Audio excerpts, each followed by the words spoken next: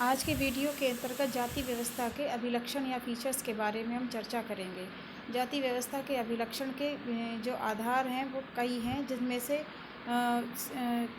धार्मिक आधार, सामाजिक आधार, खान पान संबंधी विभिन्न आधार जो हैं, आनुवंशिक, व्यवसाय संबंधी आधार, ये महत्वपूर्ण है। और इन आधारों के आधार पर ही विभिन्न प्रकार के सिद्धांत बनाए गए हैं जाति व्यवस्था की उत्पत्ति के। तो इन आधारों के बारे में आज चर्चा की जाएगी। धार्मिक आधार, जाति व्यवस्था का धार्मिक आधार जो है वो यह कहता है कि ऋग्वेद के 10वें मंडल के पुरुष सूक्त है। ऋग्वेद कौन सा है? हमारे 4 वेद हैं, ऋग्वेद, सामवेद, यजुर्वेद, अथर्ववेद।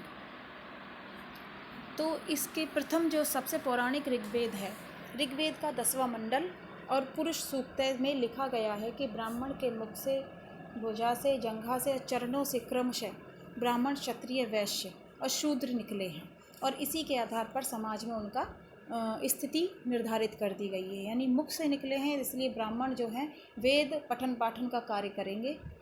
क्षत्रिय जो है भुजाओं से है, तो भुजाओं का काम होता है शस्त्र और लड़ाई करना और सुरक्षा करना, प्रजा की रक्षा करना। इस प्रकार के क्षत्रिय के कार्य निर्धारित किए गए। वैश्य जो है जंघाओं से है, जिनका व्यापार से संबंधित काम रहेगा। शूद्र जो है इन तीनों वर्गों की सेवा का काम करेंगे, इसलिए उन्हें चरणों में स्थान दिया गया। इसी तरीके से उनकी सामाजिक स्थिति का निर्धारण कर दिया गया। अगला है प्रदत्त परिस्थिति। इसमें कह सकते हैं कि प्रदत्त परिस्थिति क्या होती है। परिस्थिति आपने फर्स्ट ईयर में पढ़ा होगा। परिस्थिति क्या होती है? किसी व्यक्ति का समाज के मूल, वंश, लिंग, धर्म, जाति के आधार पर जो स्थान निर्धारित कर दिया जाता है वो परिस्थिति कहलाती है। अब इसके अंतर्गत प्रदत्त और अर्जित 2 प्रकार की परिस्थिति बताई गई हैं। स्टेटस बोलते हैं जिसे इंग्लिश में। प्रदत्त परिस्थिति जो है जो जन्म से हमें मिलती है। अर्जित परिस्थिति वह है जिसे हम खुद प्राप्त करते हैं अपनी योग्यता और कर्म के आधार पर। तो जाति जो है वो प्रदत्त परिस्थिति का आधार है। जाति जो वह है, इसके बारे में ये कहा भी जाता है, जो जाति नहीं है। जाति एक बंद वर्ग है। इसकी कई ऐसी परिभाषाएं दी गई हैं जिसकी आजीवन हम बदल नहीं सकते हैं। जो व्यक्ति जिस जाति में जन्म लेता है उसे आजीवन उसी जाति का बन के रहना पड़ता है और मृत्यु भी उसी जाति में हो जाती है, लेकिन जाति परिवर्तित नहीं होती है। तो प्रदत्त परिस्थिति के आधार पर जाति का निर्धारण किया गया है। तीसरा है आनुवंशिक व्यवसाय। नेसफील्ड ने जाति व्यवस्था का व्यावसायिक सिद्धांत प्रस्तुत किया था। इन्होंने बताया था आनुवंशिक व्यवसाय ही जाति की उत्पत्ति का मूल आधार है। आनुवंशिक व्यवसाय यानी जाति एक व्यवसायी समूह है।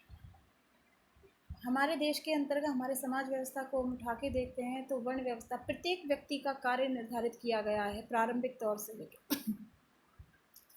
वर्ण व्यवस्था के अंतर्गत ब्राह्मण का कार्य, क्षत्रिय का कार्य, ब्राह्मण का कार्य वेद पठन पाठन संबंधी कार्य, क्षत्रिय का कार्य प्रजा की रक्षा, धर्मार्थ संरक्षण करना, धन की रक्षा करना, प्रजा की रक्षा करना और जो भी शस्त्रास्त्र संबंधी कार्य दिए गए हैं। और वैश्य का कार्य जो है व्यापार से संबंधित था और शूद्र का कार्य इन तीनों वर्गों की सेवा से संबंधित था। सेवा के बदले में उन्हें जो प्रतिफल वो देते थे उसे वो स्वेच्छा से रखते थे। तो इन आनुवंशिक व्यवसाय के आधार पर ही इनका परिस्थिति निर्धारित कर दी गई। ब्राह्मण सर्वोच्च स्थिति में, दूसरे नंबर पर क्षत्रिय, तीसरे नंबर पर वैश्य और चौथे नंबर और अंतिम नंबर पर शूद्रों को स्थान दिया गया। और यही आधार है जाति व्यवस्था का। यह आनुवंशिक व्यवसाय के आधार पर जाति व्यवस्था का निर्धारण किया गया है। चौथा है सहभोजी या अन्य निषेध। सहभोजी का मतलब जिन जातियों के साथ एक जाति भोजन कर सकती है, इसके भी निर्धारित किए गए सामाजिक खान पान संबंधी प्रतिबंध भी थे। क्यों आज वर्तमान समय में हम नहीं देख सकते हैं, आज हम किसी के भी साथ उठ बैठ सकते हैं, लेकिन प्रारंभिक स्थितियां इस प्रकार की थी कि कोई जाति एक निश्चित प्रतिबंध के अंतर्गत दूसरी जाति से संपर्क स्थापित कर सकती। सामाजिक खान पान संबंधी प्रतिबंध थे। कच्चे पक्के भोजन संबंधी प्रतिबंधित थे। यहाँ आप देख रहे होंगे एक डायग्राम टाइप का बना हुआ है कि रोटी और बेटी। रोटी के आगे भी 2 एरो बने हुए हैं, कच्चा और पक्का खाना, कच्चा खाना और पक्का खाना। कच्चे खाने में क्या है? उबला हुआ खाना, चावल, जो केवल अपने से ऊपर वाली जाति के साथ या अपने बराबर वाली जाति के साथ ही किया जा सकता था। पक्का खाना हम किसी के यहाँ पे भी खा सकते हैं। पक्का खाना जो होता है तला भुना खाना, कढ़ाई वाला खाना, जैसे पूड़ी पराठे इस टाइप का खाना होता है, वो हम अपनी ऊंची जाति, अपने बराबर जाति और अपनी नीची जाति में 4 एरो बने हुए हैं, तीनों के माध्यम से कर सकते थे। ये हम मतलब जो सामान्य जनता थी। और बेटी लेन देन मतलब विवाह संबंध उसी जाति में हो, अपने बराबर वाली जाति अपने से उच्च जातियों में करने की अनुमति थी प्रारंभिक समय में वर्ण व्यवस्था के अंतर्गत। लेकिन जाति एक अंतर्विवाही समूह जिसमें बेटी का विवाह अपनी जाति से संबंधित व्यक्ति के साथ हो सकता था। लेकिन प्रारंभिक वर्ण व्यवस्था के अंतर्गत ब्राह्मण केवल ब्राह्मण जाति में विवाह कर सकता था, और क्षत्रिय जो था ब्राह्मण और क्षत्रिय जाति में विवाह कर सकता, वैश्य ब्राह्मण क्षत्रिय और वैश्य तीनों में विवाह कर सकता था। शूद्र को केवल अपने ही में विवाह करने की अनुमति थी। इनके बारे में आपने उसमें पढ़ा भी होगा। भारतीय समाज व्यवस्था के अंतर्गत अनुलोम विवाह, प्रतिलोम विवाह। अनुलोम विवाह क्या है? जिसमें बेटी निम्न वर्ग की होती है, अनुलोम विवाह के अंतर्गत जो पुरुष वर्ग होता है वो उच्च वर्ग का होता है, महिला वर्ग निम्न वर्ग का होता है। प्रतिलोम विवाह के अंतर्गत लड़की उच्च वर्ग की होती है, लड़का निम्न वर्ग का होता है। ये प्रतिलोम विवाह होता है जिसमें लड़की, क्योंकि हमारे समाज में लड़की का धर्म परिवर्तन होता है विवाह के बाद में, पुरुष का धर्म परिवर्तन नहीं होता, जाति परिवर्तन नहीं होता है। इसके आधार पर यहाँ रोटी और बेटी के संबंध पड़ते हैं। सहभोजी और अन्य निषेधों के आधार पर ही जाति व्यवस्था का निश्चित प्रतिबंधात्मक क्राइटेरिया निर्धारित होता है। चौथा है जजमानी सिस्टम। जजमानी व्यवस्था में जाति व्यवस्था के अंतर्गत आर्थिक संविदा होती है, जिसके अंतर्गत जातियाँ अपनी सेवा और वस्तुओं का आदान प्रदान करती हैं। जो जातियाँ सेवाएं लेती हैं उन्हें जजमान, और जो जातियाँ सेवाएं देती हैं उन्हें कमीन या प्रजा कहते हैं। यहाँ पर भी दिखाया जा रहा है आपको, ए जजमान है, बी कमीन है।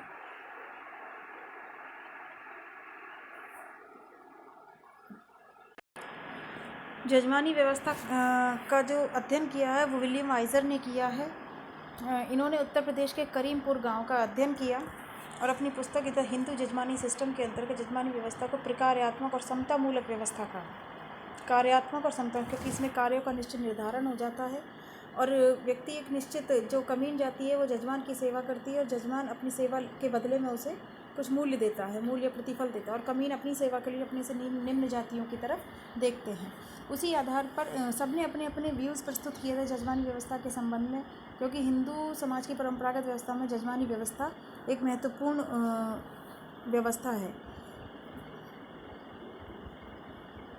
इसके अंतर्गत ऑस्कर लेविस ने अपनी पुस्तक an autobiography of A sweeper में इसे शोषणकारी व्यवस्था कहा, क्योंकि इसके अंतर्गत जो कमीन है वो आजीवन एक निश्चित सेवा, उनका जो व्यवसाय है वो परंपरागत आनुवंशिक रूप से चलता रहता है। वो अपनी सेवाओं से विमुख नहीं हो सकते हैं।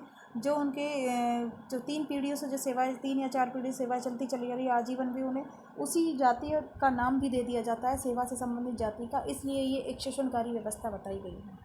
जाति पंचायत। प्रत्येक जाति की अपनी एक पंचायत होती है जो निर्धारित करती है कि जाति के सदस्य नियम न तोड़े, और कुछ निश्चित स्थायी प्रतिबंध लागू कर दिए जाते हैं। कि प्रारंभिक में क्या होता था, ऊंची जातियों में यदि कोई व्यक्ति अपनी जाति से निम्न जाति में विवाह कर लेता था, उसे जाति से बाहर कर दिया जाता था, उसका हुक्का पानी बंद कर दिया जाता था। हुक्का पानी बंद करने का मतलब है उसे समाज से बाहर करना। समाज से बाहर करने का मतलब ये होता है कि समाज के जो भी काम होते हैं उसे कोई इन्विटेशन या निमंत्रण नहीं दिया जाता है, गाँव से बाहर रखा जाता था। आजकल वो थोड़ी व्यवस्था कम देखने को मिलती है, क्योंकि परिस्थितियां बदल रही हैं। अपनी जाति में विवाह करना अंतर्विवाही वो होती है, इसकी फीचर्स हैं अंतर्विवाही। जाति अंतर्विवाही समूह होता है, क्योंकि जिससे कि जातीय शुद्धता बनी रहे, इसका मूल उद्देश्य यही है। कोई किसी जाति में सम्मिलित ना हो, सब अपनी अपनी जाति में विवाह करें। लेकिन विशेष परिस्थितियों में इसमें अनुलोम विवाह की अनुमति थी कि प्रारंभिक समय में अनुलोम विवाह भी राजाओं ने किए हैं, लेकिन कुछ निश्चित शर्तों और नियमों के आधार पर।